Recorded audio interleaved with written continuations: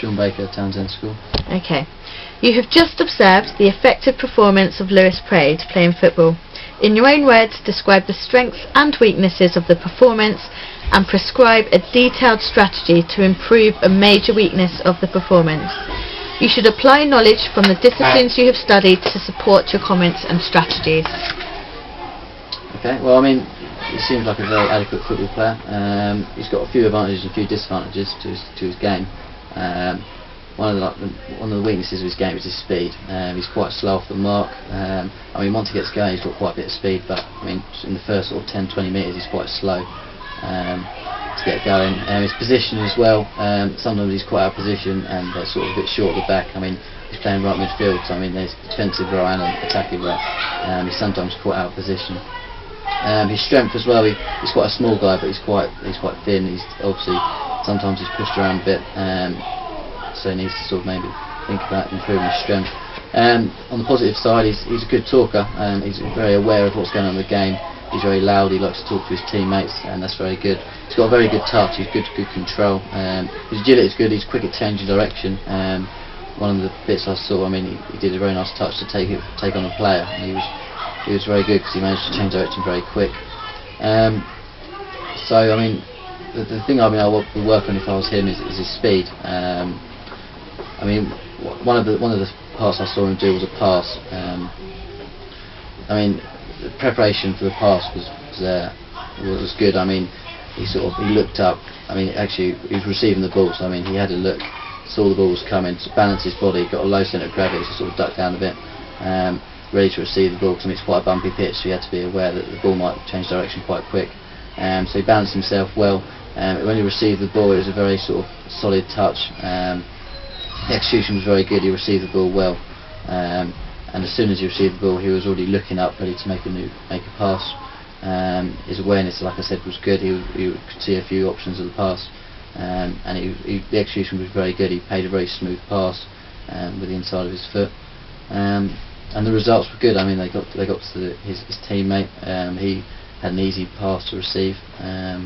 In the recovery stage, all he had to do was literally balance himself again, get back to the position where he wanted to be, ready to make another move. The overall efficiency of it was very good. I mean, he did exactly what he wanted to do in a very quick amount of time, with very little sort of effort needed. Yeah, I mean, the disadvantage I'm going to work on is his speed. That can be improved quite easily. That's one of the easier parts of his game to improve.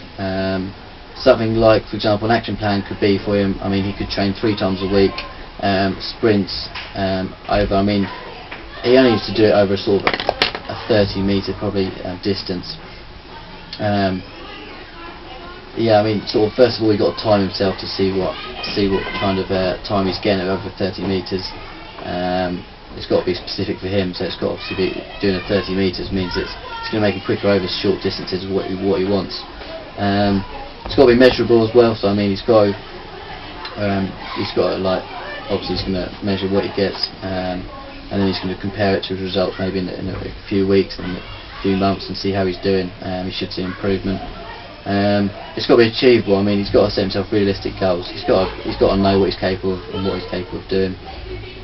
He's got to know how much he can improve with his effort he's going to put in, as long as he sticks to his plan. Yeah, and obviously it's going to be time. So I mean, it's if we set over 2 months, for example, you can start with sort of 3 sort of sessions a week, doing 30-metre sprints, maybe having sort of a 30-second break in between each 30-metre sprint, having a little rest, then going at it again. I mean, that's going to build up his strength in his legs. It's going to make him much quicker. It's going to build up like all of his leg muscles, his quadriceps, his gastrocnemius, his hamstrings. It's going to make him a quicker player.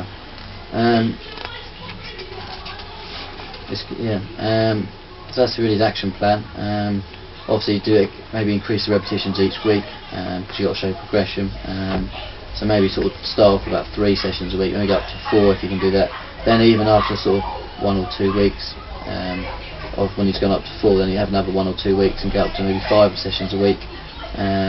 Maybe having a less break in between, so sort of 20 seconds break in between and going at it again. That's going to really improve him. It's going to show overloading his muscles as well. Yeah, I mean the muscles and he's going to use in his leg. I just said. I mean the bones in his leg he's going to use for football. I mean your femur, you've got your tibia and fibula in your leg as well, and then you've got your patella and your knee bone, and then you've got sort of your phalange, your tarsals and your foot and your metatarsals. Obviously that's an important part of football. You need to use them to make a pass. I mean when in one of the things when he was making a pass you could see like outward rotation of his foot, and you could see obviously that's done with his biceps femoris in his leg, and then you could see him make a smooth pass with that. Obviously his leg's going to extend as he makes the pass, his knee so he's going to extend as he makes the pass. Going on to sort of some other aspects of it, football is run by the FA, which started in 1863. They're obviously very big now. They make a lot of money through sponsorship and things like that. A lot of the money they make though is also put into grassroots schemes such as Top Sport and things like that. Top Sport going to schools with facilities, they give the kids some sort of training. I mean they start from sort of the lower age group, sort of toddlers, to sort of 2, 3, and go up to 16, all the way to 18, then into the adults as well. And they also go into schools and give facilities and sort of training. Some of the facilities they give, I mean, just footballs and just the basic things like that. The FA are very strict on things like drugs as well. Players like Rio Ferdinand have been sort of called up on things like that. Rio Ferdinand was banned for 9 months for failing to go to a drug test. So that obviously shows that they're very strict on people going to drug tests because they want people to be obviously drug free. They want to get rid of drugs in the sport. They can actually go to the FA can actually go to any training ground and demand a drug test of any player playing in the Premiership or any of the lower divisions as well at any time of the day, and they have to give a urine sample to prove that they haven't got any drugs in their system, and that's very good. Obviously that stops people doing it.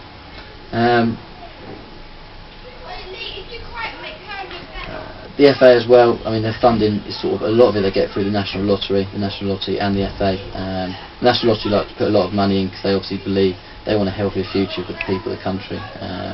It is proven that you do get more healthy through playing sport, and in the future people like the FA, I mean the FA's mission statement is to make football available to everyone, even with disabilities or anything like that.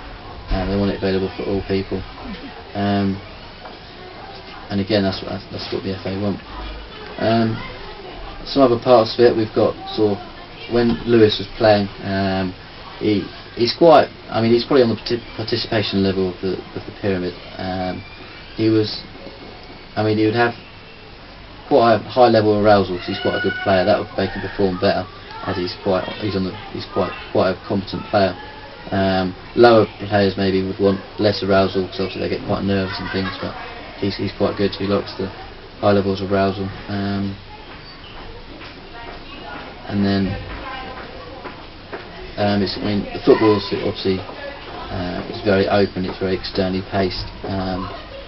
It's going to be judged on what everyone else is doing to see what you're going to do in the future. That's why you need to be very aware, which Lewis is.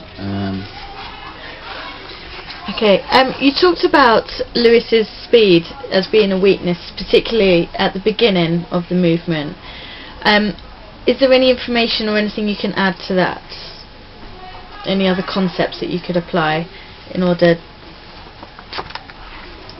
with regard to the beginning of a movement? At the beginning of the movement you have there's a few different energy systems you can use. The energy system he'll be using is the ATP-PC system, the phosphocreatine system, which basically gives you a burst of speed for about 10 seconds. Obviously it produces the most energy, but obviously after 10 seconds you can't use it anymore. But that's what he's going to be using over the 30-metre sort of period. Is what he's going to be using.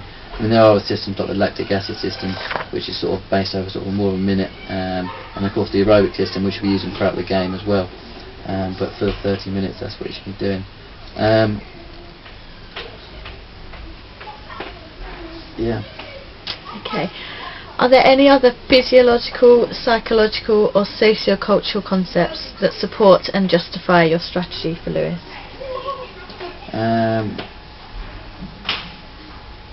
Yeah, I mean, as he's on the participation level of the pyramid, he's going to need help with sort of improving his speed.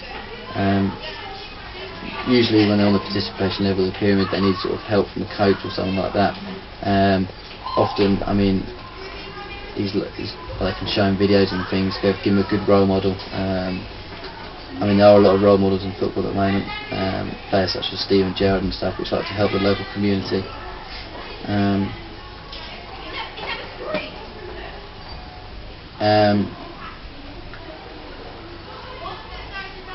He's going to have to obviously be a very cognitive thinker. He's got to think about the game. Like I said, he's a good talker, so he's going to be talking to his teammates. He's very good with positioning and very good with tactics of the game. He knows what he's talking about. Other aspects include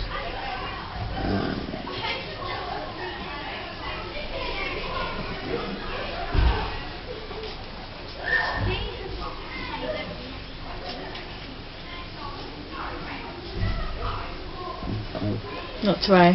Okay. You covered everything you want to cover. Yeah. Fantastic. Well done.